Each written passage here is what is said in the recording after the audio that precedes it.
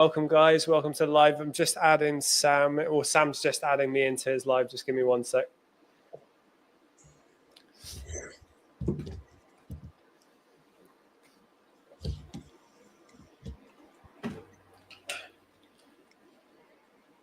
Okay, right.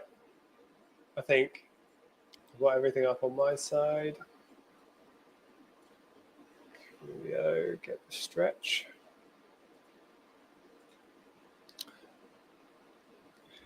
So I'm just sort of live. Cool. All right, guys. Whilst we're waiting for Sammy Boy to send me the invite to TikTok, my name's Sean from Seller Smart. I am very inconsistent with lives lately. It's been very chaotic in the background.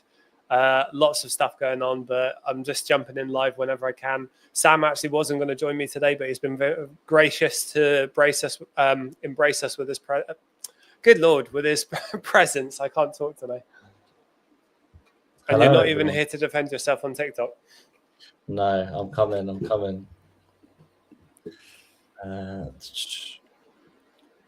Right, invite sent. Perfect. Here we go. Right. Finally, here we go. Right. So how are you today, Sammy boy? I'm all right, mate. I'm good. Busy, but good. How are you? Busy, but good is the statement of our year, isn't it? Yes, I think so, mate. It's been one busy old year, isn't it? It has, and it's only getting busier, but it's exciting. Things are growing pretty quickly, which is really cool to see. I have certain figures in my mind that I want to hit, and I actually think we are going to do it if we keep pushing. So it's very exciting. That's one of the biggest reasons I love business. You set these goals and see what you can accomplish with them. Like every day you're learning something new, every day you're actioning something different. So that's one of the reasons I love business the most. Yeah.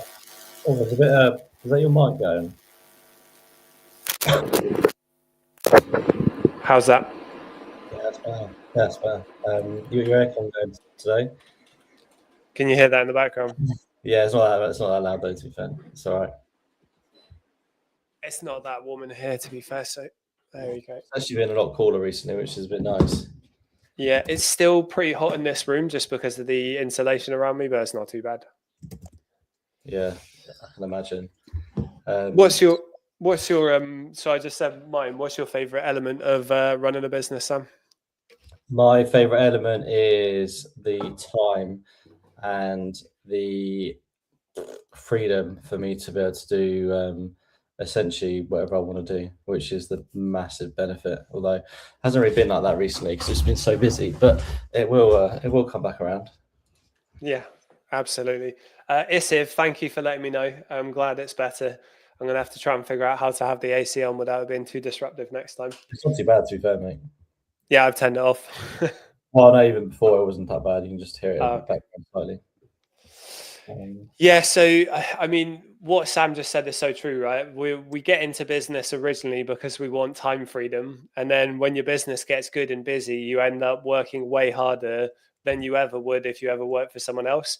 And now I'm at a point, I don't know about you, Sam, but whenever I hear about my friends complaining because they work so hard over 40 hours in the week, I'm like, yeah, boo-hoo, 40 hours. I know, it's funny that, because you always think when you start your own business, you're not going to be working as much, but you end up working a lot more. But I guess it's something you actually enjoy doing, and it's for yourself. So there's more reward out of it, isn't it? Yeah, it's infinitely better. It's not even the same thing, not even comparable. And exactly. as you say, the rewards to your hard work go to you, don't they? You're not the middleman for someone else. Yes, exactly that. That is, the worst thing. Who have we got in the live today? Have we got anyone I recognise? Elliot, welcome to the live, mate. I recognise your name. Hey, mate, how's your day going so far? Thank you for joining. No one on TikTok, and welcome everyone on YouTube as well. I don't think we get that many people on Facebook, but I'm sure we can build that over time. I don't know, you're live on Facebook. Yeah, on the streaming software we're using, we're live on Facebook, X, YouTube. Augustus McGee, welcome to live. Thank you for joining. Hello to you as well.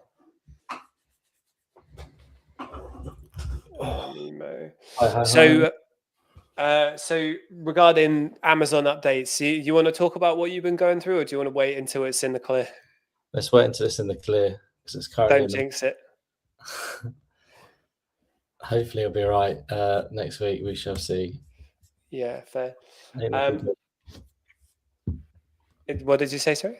I said it's not looking good. You'll be fine. We'll sort it. Isiv, is this Amazon FBA? What are you guys all about, please? Do you guys help us start from scratch? Yes, Isiv, it is about Amazon FBA. We do help everyone start from scratch. We have the only ecosystem in the UK that has everything you guys need built in-house by our company.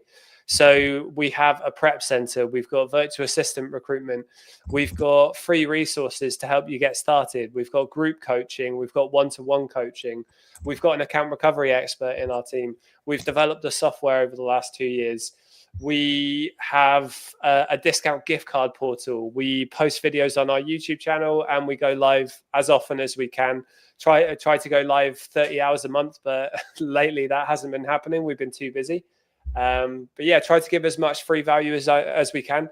I'd say we give about 80 to 90% for free, and then the rest is the good stuff that we save for our mentees.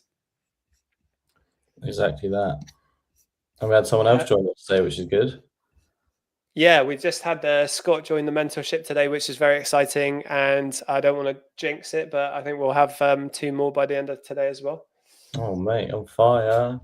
Is it Scooby? Yeah, Scooby said, "Hi, Amazon keep rejecting one of my invoices. What can I do to get ungated on that product?" Scooby, what you're talking about is standard practice for Amazon.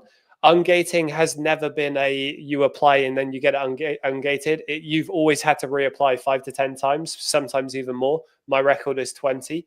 There's a checklist that you can follow. So every single application, always try a different application. There's loads of things that you can change and tweak to get it accepted, as long as it's from a major retailer or an authorized distributor of the brand. Otherwise, it won't get accepted.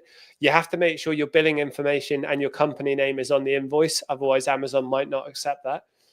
So on your first application, you can give it as is. It gets rejected. Second one, just give it as is again, see what happens. You could do that 3 to 5 times. After that, if it doesn't work, change the comment on the application, try again, new application. You can annotate the invoice, highlight the key bits of information that it's asking for, try again. You can flip the invoice, you can change the file type from JPEG to PNG. There's loads of different things that you can try to increase the odds of you getting accepted on your ungates. Yeah, and to an example from today, I sent off an invoice to get ungated in a brand, and their response was, "We cannot accept this invoice because you didn't attach anything." When I know for a fact I attached something, so it just shows how terrible it is. The responses are 99% absolutely useless and don't mean anything. So you just need to keep submitting and keep putting the invoice in. Yeah, it is an incredibly broken system, and apparently it annoys people at Amazon as much as it annoys sellers. So I have no idea why they haven't solved it as a problem. I think they invest all of their money into the customer side of things, but not the seller side of things. But that's where we can help. Yeah. Isiv, awesome. Thank you. No problem at all. Elliot, human indigestible ungate is only £56 right now. Decided to buy it now while I have spare capital. Definitely need to work on my sourcing more. Yeah, investing some money in ungating is a good idea. I did a lot of that in the first 3 months, and within 6 months, I never really had problems with ungating, although that was back then, in 2023. Yeah, it's a good idea. Like, if you can sell what you've bought, that's also useful. If you can resell it and get some money back. Otherwise, just use the products or whatever. Elliot, you've been saying you need to work on your sourcing. Sam, what's happening with our cheaper sourcing course? I still need to record the videos. I've completely forgotten about it, to be honest. The last few weeks have been manic. My time's getting freed up a bit more now, so next week I can get in the studio and just get those last bits recorded, and then we can finally get it out. But yeah, my bad, it has taken a lot longer than we anticipated. I think we're genuinely getting to that point where we might have to have another coach in the mentorship soon alongside you. What do you think? It's been busy. I think the last 2 weeks hasn't helped because I've been prepping a load of my own stuff, and I've prepped like 2,500 units, sort of the last couple of weeks, and that's just taken so much time. So that's just sort of stopped me doing anything. But I think it's been okay. I think it's just a lot going on. I'm obviously moving, so there's a lot of stuff I need to sort out for that. So that's sort of taken up my time. But I think now the prep's out of the way, that should be, yeah, it should be good. Smooth sailing, hopefully. Yeah, for sure. A lot of people are sort of at the end of the mentorship now as well, so that's quite good because then it frees up my time to spend on other people. In compulsory 6-7, got to do it. Do you have any idea what that means, Sam, or are you too old for it? I don't. I know I've seen people talk about it and do it, but I have no idea where it's come from or what the actual meaning behind it is. No, I don't know either, to be honest. Yeah, Elliot, you said you definitely need to work on your sourcing. It's a skill, mate. It will come with time. Just keep learning. You're consistent. You join these lives. If at any point you're ready to come and work with us, just let me know. Because you join these lives so often, we'll sort you out in some way, and then I can let you know when our sourcing course is coming out. I am going to do a lot more YouTube long form videos soon. I keep saying that. It's been very hard to plan anything, but I might have some exciting updates around our content soon. But again, I'm not going to say anything just yet because I need to provide a proposal to Reese, Cow, and Sam to see what they think. Got a good idea on something that I think could really improve our socials, but need to figure out first. Sounds good. As long as it makes it easier for you and everyone to record it and stuff, because it is a slog. It's challenging, isn't it? Like, guys, you should know when you're working a 9 till 5 and you're doing Amazon, that's challenging. Imagine doing like Baby on the Way, Amazon, Seller Smart, and all the content and everything. It's challenging, and like it's all about time allocation. If you put time here, you're taking time away from over there, and you just have to accept that you can't do everything. You have to prioritize what is a priority to you, and you just have to be realistic. I've spoken to so many people who get really, really stressed by looking at a big task and seeing it as the mountain it is to climb rather than the individual actions that you have to take to get through the task slowly. I've just never been that way. Do you get stressed by big tasks? My brain just doesn't get flustered by stuff like that. I don't say I get stressed, but I kind of always put them off. I always end up doing everything sort of the last possible moment I have to do it, and I do that with almost everything in life, and it's pretty frustrating, to be honest with you. I wish I just sort of did something when I need to do it, but almost anything, whether it's personal or business, I know, right, my deadline is end of July, and I'll wait until the last possible day, and then I'm frantically rushing around trying to get it sorted out. I don't know why I do it. It's, annoying. Even more impressive that you've been as successful as you have been then, if that's something you've been dealing with. Wow, yeah. I suppose maybe it's just down to pure luck as opposed to any skill whatsoever.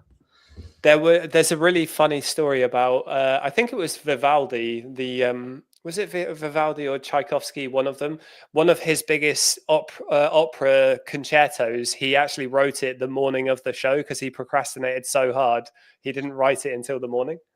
That kind of sounds like me, although I probably never produced something as amazing as whatever that is. I bet with AI you could. Possibly. Yeah, true. Scooby said, thank you. No problem at all. Did I miss a question? No, I didn't. Also, I've joined, which has taken loads of your time. Soz, that's from Jay. Yeah, Jay, we've been enjoying your enthusiasm. Actually, you are like gung ho, and I love it. I love the enthusiasm you have. So we're very excited to see what you do, Jay. Yeah, it'd be good to get you started, get you through that course, mate, and then we can start working on everything else. Yeah, for sure. Aqua, you said, what are we talking about? So on TikTok, we actually have a separate banner, but I keep forgetting to put it on the YouTube side of things. We do Amazon FBA. We've built an ecosystem for Amazon FBA sellers to help you start, scale, and automate your business. We are tech focused, but we haven't released our software outside of our mentorship yet. And so far we, as I said yesterday, we have 170, I think it is, 170 positive reviews, no negatives. We work very hard with the people who decide to work with us. And it can be a hell of a business model as long as you're willing to put the work in. It is not get rich quick. It does come with headaches. And I think that's fine. I think as long as you're, social media incorrectly leads people to assume that there are really easy business models. There aren't. They're all hard. They all take work. They all take time. And you've just got to pick your poison with what you enjoy to do, because Amazon isn't for everyone. Just the same way as YouTube automation didn't work for Sam, or drop shipping didn't work for me. It does work for some people. Just because it didn't work for us doesn't mean it doesn't work for anyone else. And it's the same with Amazon. Sorry, good input, Sam. Sorry, right, I just need to send that message dealing with the prep. But yeah, look, every business, I think most businesses are, you can make it work. It just depends on your skill set, I suppose, isn't it? Like you say, just because something doesn't work for you or I, it doesn't mean it's not going to work for anyone else. You need to work to the skills you have, and work around that. Because there's hundreds of jobs out there which are going to be really good and really beneficial, but I probably won't be able to do them. I know that I can do Amazon. I'm good at Amazon, so that's where I stick to. Rapanaki, I fixed my audio. Is that better, or is that still bad? Do I sound okay to you, Sam? Sounds fine to me, mate. Okay, interesting. I'm new to Amazon FBA, and I'd appreciate if you could explain winning the buy box to me. Fwedwick, I love your name. Have you seen that guy on Instagram who's like, "Hello, princess"? That's how I read Fwedwick's name. I don't think I've seen that. He like slaps his feet together and he goes, "Hello, princess." That guy? Not seen that? I've not seen that. You're missing a trick. All right, Fwedwick. I'm new to Amazon. I would appreciate if you could explain winning the buy box to me. Yeah, so the buy box is determined by lots of different factors. Your account health is really important. If you have a good account health, that's going to increase your time in the buy box. Your inventory performance index, your IPI score, that's going to affect your time in the buy box. How much stock you have in comparison to other sellers on the listing. If another seller has a lot more stock than you, they're likely to get the buy box over you, especially if they've got more seller reviews on their account. Seller reviews is another important thing. Where your stock is geographically located to the customer ordering it, that has an effect. So if my stock is at an Amazon fulfillment center right next to someone who's placing an order, I'm more likely to get the buy box over someone who's on the other side of the country, because Amazon want to get it to them next day, and geographical location affects your time in the buy box. That isn't something you can control. You can't control which FC your stock gets sent to. It's just one of those arbitrary things that does affect it. You want to analyze your listings correctly and make sure the listing is selling a certain amount of times per month. We say a minimum of 30, 50 plus is good. You want to analyze your competition on the listing, and you want to make sure that you're profitable even if the price drops. That's quite important. And that's pretty much the majority of what affects your time in the buy box. Yeah, pretty much the main things. I think what price and fulfillment type are going to be the most important, and then everything else sort of follows that. Yeah, that's a good point. FBA sellers are typically going to get more buy box time over FBM, but that discrepancy has reduced. That's gone down a lot. FBM sellers tend to get a lot more time than they used to now. Still not as much as FBA though. Yeah, that's true. Jay said, "I love it. 43 years, and I finally got ADHD meds, and it's given me a new lease of life and belief." Love it. That's really cool. I'm really glad to hear that, mate. It's a mixed bag with ADHD meds. Some people respond really well to it. Some people, it takes a bit of an adjustment period. I think Reese has just started trying some ADHD meds. I'm pretty sure he has. And he tells me that I have it as well. But if I have it, I see it as a superpower, because I can definitely outwork 99% of people. Does Reese have it, does he? Yeah, I don't know if he's saying it publicly, so maybe I shouldn't have said Yeah. that. He seemed like the guy to have it anyway. He seems pretty chilled out most of the time.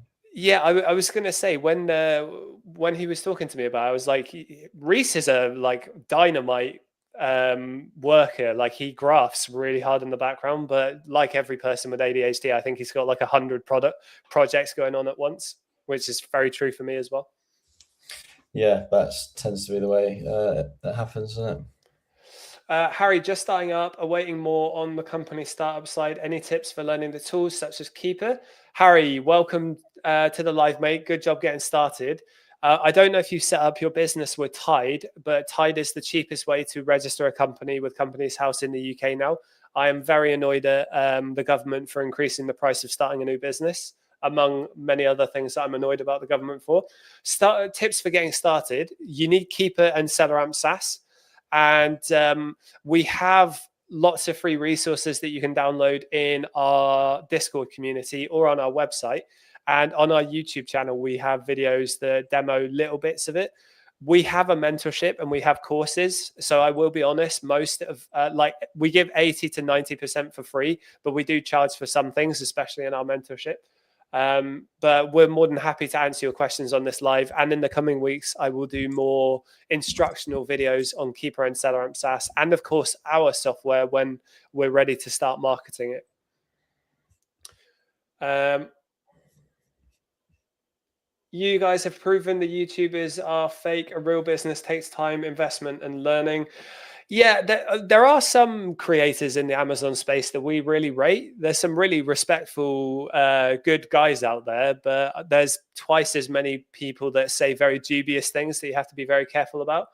I went on TikTok for like 5 minutes, swiping around people's lives to see what they were saying. And I saw like 3 people saying you could start with £300 and make 10K profit within 3 months. I was like, good grief. Like the amount of That's, BS coming at, yeah. yeah, that's completely delusional. Like it's never going to happen.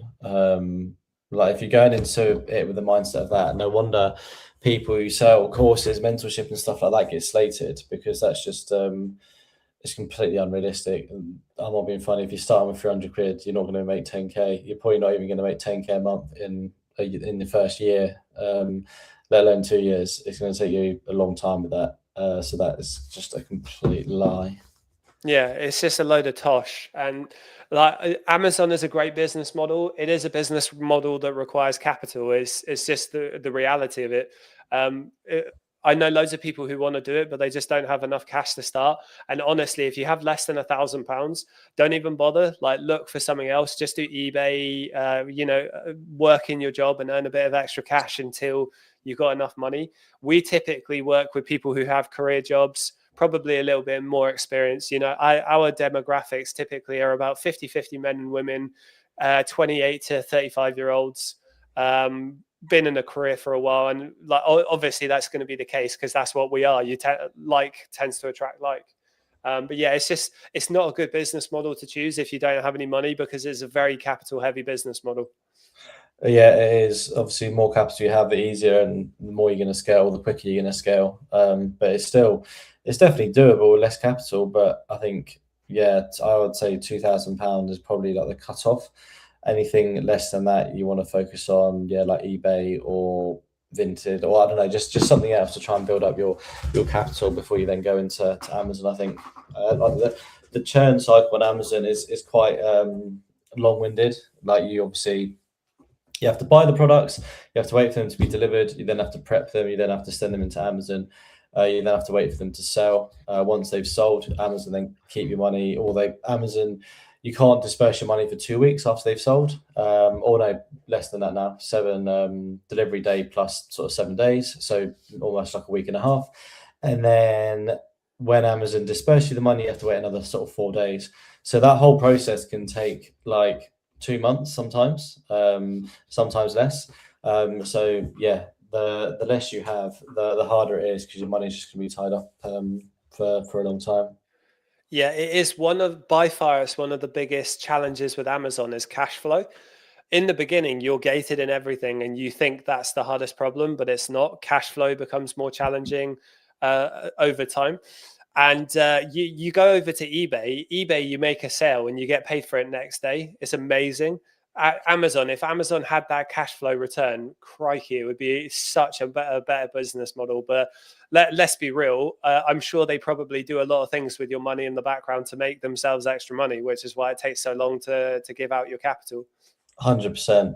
So Terry's commented on YouTube, and he's rumbled. I've been rumbled. He said he's called us nerds to start with, and then he said, "Is this what you blew me out for?" So I was supposed to have a call with Terry at 12. Then Sean started pestering me and harassing me to jump on a live. So I had to jump on a live for an hour, and then we can have a call. Terry, I am sorry, mate. This is what I blew you off for. I've got to be honest with you. I misread your sentence, Terry, and I thought you meant something entirely different. So I'm really glad that's what you meant. Coming from Terry, I am not. I won't be that surprised. Glenn Lacey and Athea, welcome to live. Thank you for joining. Lee G, Mr. Hayden, welcome to live. I see you guys in the background. Thank you for joining. All right, where did I lose? Mr. Hayden, yep, we are laughing 3 new PL products right. Oh, sorry, we're launching 3 new PL products right now. Large ad spend is required to even have a chance. Yeah, so Mr. Hayden, we actually do arbitrage and wholesale. I am intrigued by private label. I've never tried it myself. Sam tried it recently and had a disaster and ended up not even being able to launch it. Did you? Yeah, it was a right disaster. It was a waste of money, waste of time, massive headache, and it was painful. And now all the products are slowly getting taken to the dump to get rid of. And annoyingly, so my missus, she took a load of them to the dump, and then they asked what it was, and she sort of told them, and they said, "Oh yeah, you can't bring them here because it's classed as sort of like I don't know why, something to do with maybe like it's been classed as like business waste or commercial waste or something." So they wouldn't accept them. So now I've got to try and smuggle all the products underneath a load of other rubbish I'm taking there, just so if they do look in the bag, they just see the other rubbish on top before they actually get to what the product is. And then I have to sort of dart them about in different bins, and it's a right pain in the ass trying to get rid of them. I had a really interesting experience at a recycling center the other day where this unbelievably charismatic American guy worked at the tip. And I was like, how does an American with your charisma end up working in a recycling center in the southwest of Bristol? It was just I was so interested by this guy's story. They're all so overly charismatic to the point where it's just very annoying. Americans. Yeah. Yeah, to be fair, Americans, when I went there the first time, I was in awe of how charismatic they are. It's like a performance, isn't it? It is. I think it's just so different to how we are in the UK, and then it's just shocks the system when you first encounter one. Hi everyone, I hope you're well. Question for Sam Lav. You mentioned in a previous live most of your listings are under 50 sales per month. Approximately how many listings do you have? So I wouldn't say most of them. I don't know. Maybe are they under? They're probably averaging about 50, and maybe slightly under, between like 50 and 30 and 50. I have active at the minute. Let me have a look. I'll show you. 242 SKUs which are active. But bear in mind, I probably have quite a few products with multiple SKUs. So I'll probably say about 200 products I've got. Active at the moment. Mr. Hayden, you said you used to do OA in the USA. How did you find that? Online arbitrage in the US is an entirely different kettle of fish to doing it in the UK. Americans love spending money in a way that British people just can't even fathom. And I respect the hell out of them for it. Like, you guys have so much money in comparison to UK households. Yeah, it's crazy. And they're happy to they're happy to spend it as well. Whereas I guess that's probably why, because they have more money. Whereas people in the UK, like it's so expensive. Salaries are absolutely dreadful. Like you said the other day, I think I can't remember. I don't know. You listed off some averages or something about every household goes out for dinner maybe like once a week or once every couple of weeks or something like that. Just because that's all people can afford. Whereas in America, it's completely different. They've just got so much more money than we have in the UK. Athea said, when you say products with multiple SKUs, do you mean you sell on different variations, or have I overcomplicated that? I think you're misunderstanding, but I'll let you answer because it was to you. So multiple SKUs. So I have different SKUs depending on when I bought the product or how much I bought the product for. So it's all for the same listing. So the ASIN and the listing is exactly the same. But let's say if I buy the product today, it's going to have one type of SKU, because in my SKU I have purchase date, the where I'm buying from, the cost of goods, the estimated sale price, and the quantity I purchased. Now, if I then buy the product again tomorrow or next week, that's then going to generate another SKU, because the purchase date is going to be different, or the cog might have changed slightly. So that's then going to be another SKU. So I could theoretically have, like, let's say 10 SKUs, or maybe not, that's quite a lot, but I could have like 4 SKUs for like one listing. Just because of the different dates I purchased them and the different prices I purchased them at.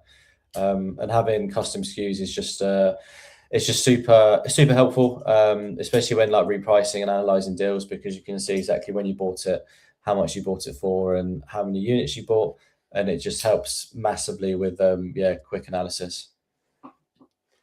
Yeah, so I just typed in the chats, guys, a custom SKU example. I actually did it with dashes, but technically it would be underscores.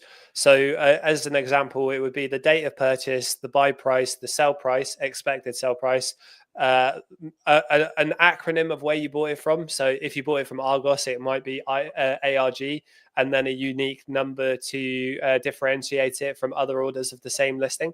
That's one of the ones that we've used previously. Is yours any different? To the one you put on, I put date, buy price, sell price, source. I don't have a unique number. I used a unique number, but I didn't see the point in it. So Yeah, date kind of does that already, doesn't it? yeah, exactly. So instead of unique number, I just put in the how many units I purchased. That's really helpful as well, knowing how many units you purchased, because if you're buying from, I guess it depends where you buy from, right? If you're buying from a certain retailer who has a discount code, you kind of want to know how many units to purchase. If you're rebuying that, it helps you know how many units to purchase before the discount code maybe doesn't become as profitable, or how many units you need to purchase in order to get the profitable price. Like with some discount codes, you get 20% off anything, but you have to spend like £100 or something like that. So I know, right, if I got 6 in my SKU, I know that I had to buy 6 in order to get that 20% off. Or likewise, if it's from a retailer who maybe cancel lots of orders, I know, right, well, last time I placed an order of 6 and that got dispatched and sent to me, they didn't cancel it. So I know if I go with 6 again, then that should work. So I think, yeah, that's, for me, it's super helpful number. Noticed on your vids you have extensions, etc., for cashback sites. These are good way just for earning extra. Right, really good question, Jay. So I did a post in our free Discord community the other day in announcements, and then in the community chat. Every single day, we get beginners in these live calls telling us they're really struggling to find profitable leads. And then when I found out, we have a discount gift card portal. I found out from our supplier that less than 100 people had signed up to it, which we have a community of 1,600, and less than 40 people were actually purchasing from it. And I was thinking, wow, okay, I really need to do a much better job at educating people on how to actually do this business model correctly. You can't just go to a website and expect the standard price to be cheap enough to sell for profit. That's just not how this works. The way Amazon works in the arbitrage space is you find profitable products, or I should say, you find products that look like they're close to being profitable. You use coupons to reduce the price. You use discount gift cards to reduce the price. You use cashback to earn extra cash, although you don't factor that into your margin. You use student discount codes, NHS discount codes, referral codes. all of that combined is how you get the product cheap enough to be profitable to resell on Amazon. Standard recommended retail price products are not going to be cheap enough, which is why so many people struggle. You have to be utilizing all of these things. And again, like I actually, on behalf of SellerSmart, we take credit for bringing discount gift cards to the UK because no one was using it. But this is massive in America. Everyone uses them in America. And when we started pushing the UK to start using it, because I learned from Americans, that's why I was using it. And I never had competition on the listings. No one had competition on my listings because I was the only one using discount gift cards. We found out talking to our free community that loads of people don't do it because they're nervous about how to track it with accountancy, but you're literally leaving money on the table. If you are experiencing listings that are bricking regularly, or you're really struggling to find profitable products, it's because you're not manufacturing your margin cheap enough. You have to get the product as cheap as possible. Otherwise, Sam, what's a better analogy that's a bit more professional than pissing in the wind? I kind of use that one, to be honest with you. It's an uphill battle. Let's say that. Battle, there you go. I'm not very PC, you know that. No, me neither. But I've been told to be. So do I, but I kind of ignore it. All right. What else have we got? So let's get some talking points up.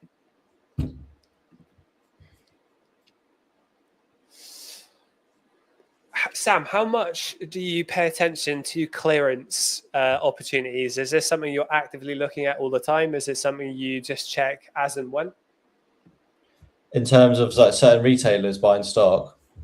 Yeah, like is looking deliberately for clearance sections part of your routine, or do you just do it now and again?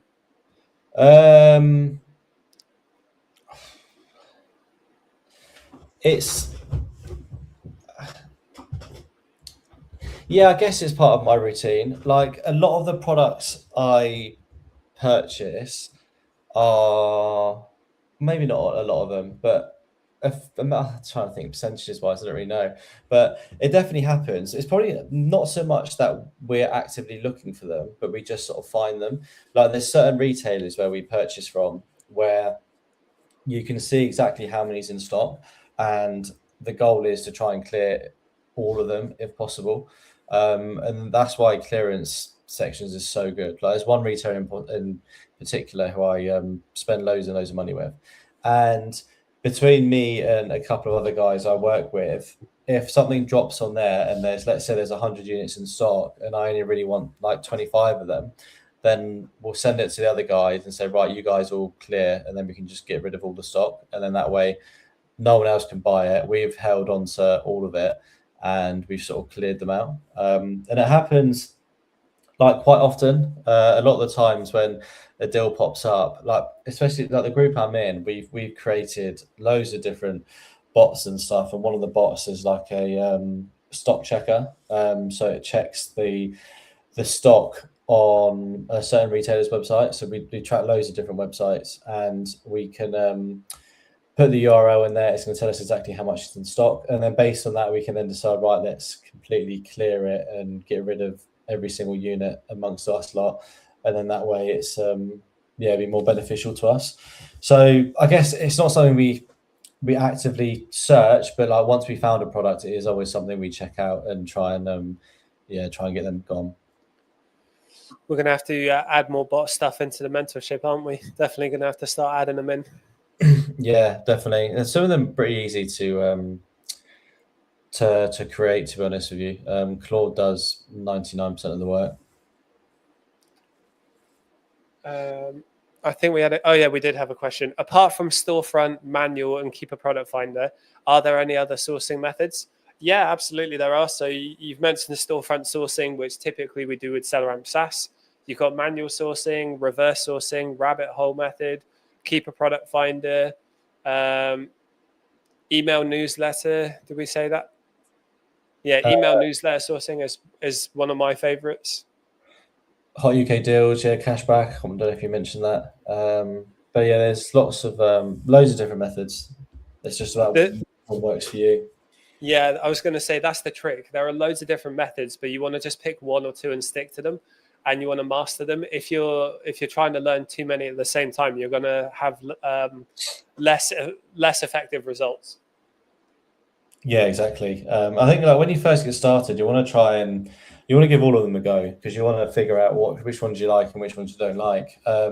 So when you first start, try them all and then just see how you get on with them. And then after a couple of weeks or months or whatever, then think, okay, well, I'm kind of having more success with this one, or I prefer this one. This one takes up less time, or this one I'm sort of having better results with. And then just stick with 2, and then just as a case of really mastering them and trying to get really, really good at them.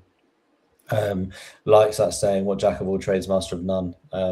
So I think focusing on 1 or 2, and most of the sellers who do really, really well are always doing 1 or 2 particular methods and just rinsing and repeating them, rather than trying to juggle everything and anything. You getting any questions on your side of TikTok? I noticed you haven't had any. Nothing at all, mate. There's quite a lot of people joining, but just no questions. Guys on TikTok or wherever you're watching from, send us questions. Let us know how we can help you today. All right. No, hold on. No, that's the question you just read out. Don't worry. All right, Sam. So, why do we recommend 30% return on investment? And what do you recommend people aim for when they hit VAT registered status? I think 30% ROI is what you should aim for as a minimum. The reason for that, and I think I'll go into it. So 30% ROI, I think, is what you should aim for, especially at the beginning, as an absolute minimum. The problem is that there's a lot of leakage in Amazon, and when you're starting out and at the beginning, it's not something you really account for. Obviously, in the mentorship, we cover that a lot. We've done a few videos on it, and I sort of tell people how to manage the leakage. But if you're not obviously in the group, then you're not going to know that. So you're covering yourself by having 30% ROI. You're covering yourself massively, because there's going to be stuff which you're leaking and you're just not going to know about it. So a 30% ROI can very quickly go down to like 20%, and your margins can then be very, very slim at the end of the year, especially if you're not accounting for any leakage. Whereas if you're accounting for leakage, then you can afford to go slightly lower. Again, not at the start, not when you're not VAT registered. I think when you get to a point where you're doing like more than $1 million, let's say like 1.5 million a year, then you can start looking at going down below that. But I think you can definitely do up to like $1 million a year in revenue at 30% ROI. And I don't think there's any need to drop below that. And having a solid ROI is really healthy for your business. Your margin is going to be bigger and better. You've got more leeway there to account for leakage and a few other things. Whereas if you start running at like 20% ROI, then you can very quickly be running at like sub 5% margin at the end of the year, when you're sort of accounting for all leakage and everything like that, and it makes a huge difference. I know a seller, I'm not going to out his name, but to be fair, I know quite a few sellers, but one in particular, he on the face of it, it looked like he was doing really well. Like his SDK always looked good, like making 15 to 20k every single month. So yeah, that all looked solid. ROI was around sort of 20%. And then at the end of the year, he messaged me and said, "Oh, I've just spoken to my accountant and he's told me I've actually made a loss this year, and I'm trying to figure out why." And then after we sort of went a bit back and forward, asked him a load of questions, had a look at a few things, and I said, "Yeah, it kind of makes sense. Like there's so much stuff you haven't accounted for at all, and that's just eaten away at all your profit." So that was working at a 20% margin, and he was doing like over $1 million a year, and he somehow ended up making a loss. So it can happen. It's happened to loads of people, and that's why it's so important. If you had a healthier ROI at like 30%, then you could have accounted for some of that, and the loss wouldn't have been so bad, and you might have actually made some money. But even then, there was so much leakage which he just hasn't accounted for at all, that he was just absolutely hemorrhaging money, and it was just yeah, disastrous. So, and this is, again, I've said this over and over again. That's why it's so important. You need to know your numbers. SDK and Sellerboard and all these tools, they're fine from an inventory management point of view, and they're fine from looking at how much money you're making per individual sale. But as a whole, as like a monthly whole, weekly whole, yearly whole, they are not accurate. You need to be speaking with your accountant. You need to be running profit and loss reports. You need to know your numbers, because just these SDK tools, they're just not going to cut it. Narissa said, how do you keep your VAs motivated? Incentive structures, regular meetings, so a meeting every week, celebrating their wins, providing them with thank yous when they're performing well. So we work with people in the Philippines. Let's say they've got a broken keyboard or a broken mouse or a damaged monitor. If you can get a really cheap one to replace it for them, they're really appreciative of that. Showing your appreciation, having one-to-one feedback every month, having a one-to-one where you set them KPIs and goals and you score them based on their performance. One of the biggest, I used to be a manager for Microsoft, right? One of the biggest indicators of what kept employees in their careers was regular feedback from their seniors. So regular feedback, weekly meetings, celebrate their wins, deliver constructive feedback politely. There's the shit sandwich, give them a compliment, tell them the constructive feedback, and then give them a compliment again. And just make sure they're aware that if they have a bad day doesn't define their performance. It's the average over the week. And if they are struggling, give regular feedback and document it. And then, you can make your decisions down the line if they're still not working well. But it's a repetitive job. Some people love it. Some people just do it because they need money. Every VA that you work with is different. Some people are going to be naturally really enthusiastic. Other people are going to be a bit doom and gloom. Just like any human, everyone is different. Yeah, pretty much exactly what you said. You said pretty much exactly what I was going to say anyway. I think incentives are pretty key. Obviously, feedback, especially like positive feedback, especially when they're not doing so well. VAs take it to heart massively. Like if they feel like they're underperforming, then they will really start taking it to heart and be very sort of doom and gloom. Whereas if you can keep them motivated in that time, it's going to help, and just keep giving them, reassuring them and giving them positive feedback. It does help a lot. Jay said, do you want me to send you newbie question sheet for future reference? I've got tons. Yeah, do it, mate. That would be really helpful. Thank you. Alan Guth said, what was Sam's spend for July and what was Sam's VA spend for July and total spend for July? Alan, you ask that question every live. Let's have a little look. I noticed your revenue has picked up a bit recently, 1.8. Yeah, this month's been good. To give people context, sorry, just before you say, Sam does 2 million a year, but this year he's been working on decreasing revenue, increasing profit. And how much extra profit is it you've made this year versus last year so far? I don't know. Let me have a little look. It was, I can't remember now. I haven't done it for about a month, so let's take a look. Go. In terms of spend, I haven't spent loads actually. I spent total spend for the VAs. One VA did 17,000. The other VA's done 17,000. And then the total we've done 55,000 for the month. I haven't actually bought anything this week, just because of some issue I'm having. But yeah, not loads. And to be honest with you, I kind of gone against what I advise. 90% of that has been on one retailer. I've just absolutely hammered them this month. And the average ROI is really solid, but it's not showing on here. But yeah, average ROI is super high this month. And that's why I've just been hammering this one retailer, just because they got a really good sale on, and they've finished now. Just try and get as much spend through them as possible. So spend's not massive, but average ROI is really good, and overall profit should be really good from that. Now let's have a look. Let's compare. Let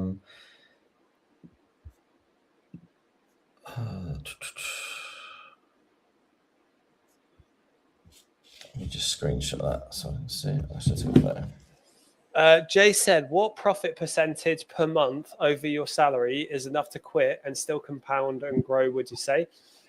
Really good question. What we typically say is, how much is your cost of living? So say you need £2,000 to survive, which I live in an expensive part of the UK, so £2,000 is very low. But let's just say it's £2,000.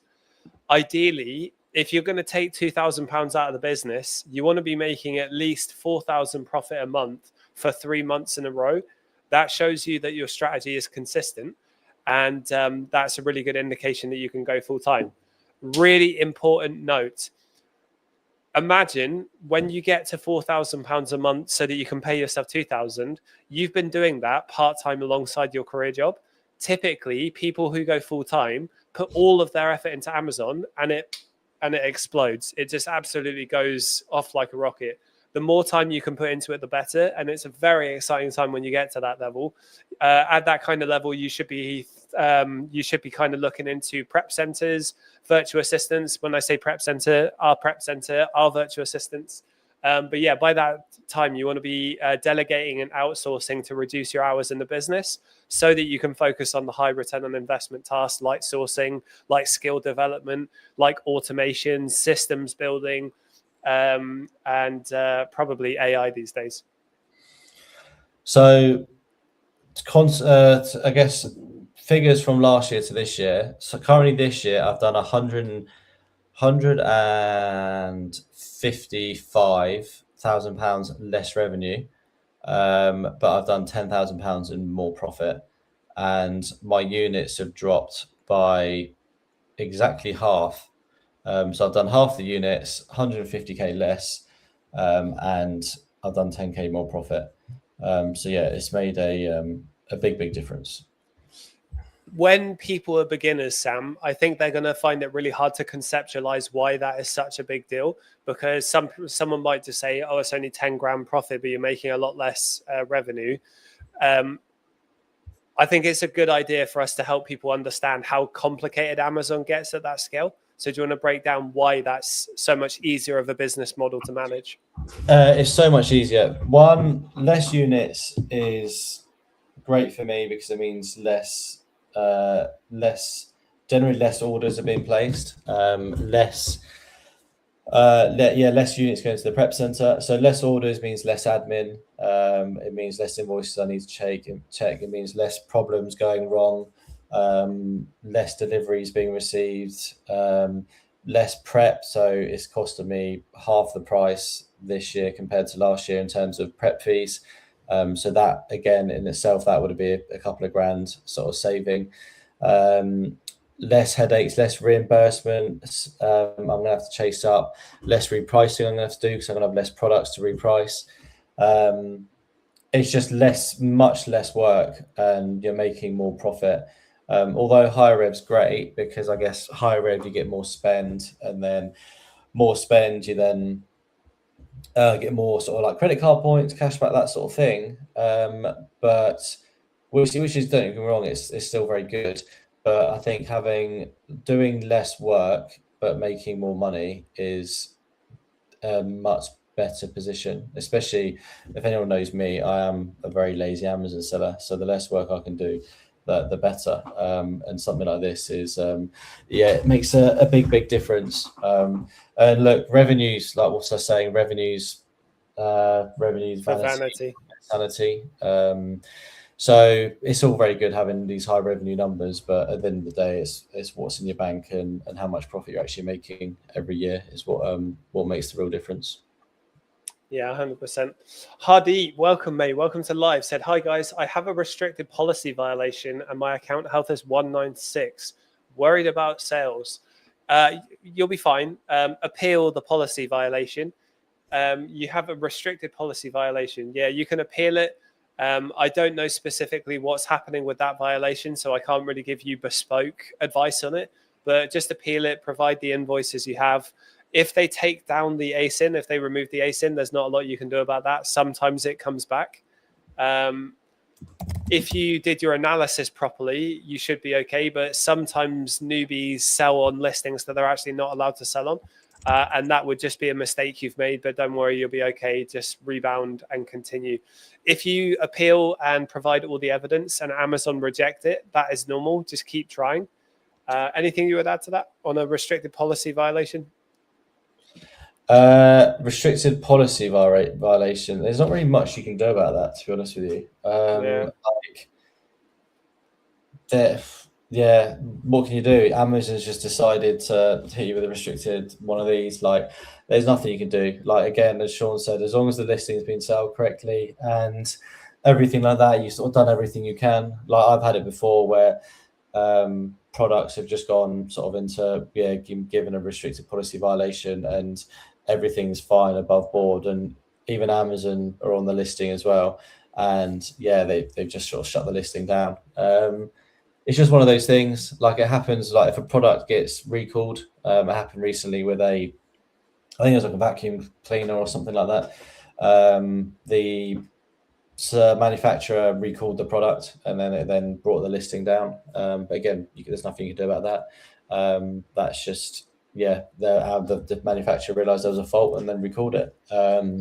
So as long as you're checking what Sean said and just making sure the listing is set up correctly and it all looks good, then you should be fine for the most part. But unfortunately, not really much can help it. Narissa said, thank you for all your help today. The VA I got was through SellerSmart, and Reese has really helped motivate me to start treating this as a real business. I'll have to go and source now. Really, really appreciate you joining the live. And Amazon is a great side hustle alongside your career job. It is a real business. You definitely need to treat it that way. I just want to touch on what Hardeep said as well. Hardeep said it was a pharmacy-only item in Europe, but not in this country. I'll be honest with you, my friend, that sounds like a really risky purchase. I probably wouldn't have bought that myself. Yeah, you need to be careful with medical and health and personal sort of products which aren't being bought in the UK. Supplements, for example, supplements from iHerb is something you should be avoiding massively because you get hit with restricted policy violations all the time. I know someone who, this was years ago now, who always used to go super deep and buy loads of products from iHerb, and then he had almost half his inventory just wiped off because Amazon just restricted it all. And especially like medicines and stuff like that, and even like supplements, depending where you got it from, the country could have different laws on what ingredients are approved and not approved. Like American ingredients, they allow any old stuff in their products, and the UK and EU are very tight and have a lot of restrictions in certain ingredients which can go in things.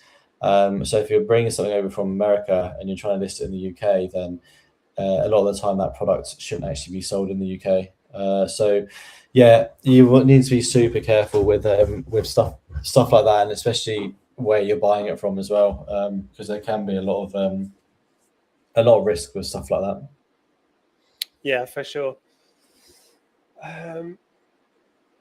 Sam, I hope you don't mind. I'm going to call it here just because I've got someone's interested in the mentorship and they want to have a call in the next 5 minutes. So I'm going to go grab some snacks. Yeah, that's fine. I've got a call with Terry anyway, which I blew him off for you. So better keep going. All right, guys, thank you ever so much for joining today. We have a free Discord community that you can get to, link in the bio. As you can see by the banner, depending on where you watch from, we've got an entire ecosystem so that everything you guys need, you can get from us. If you want to talk to us about our mentorship, let's schedule a call. If you follow us, we'll follow you back. That's how we message each other on the DMs. You can either message us on Instagram or on Discord directly. I hope you guys have a lovely day. Sam, when are you next live? Tomorrow afternoon. Okay, amazing. I'll see you guys tomorrow. Wish though. But yeah, see you guys then. All right, bye-bye. Bye.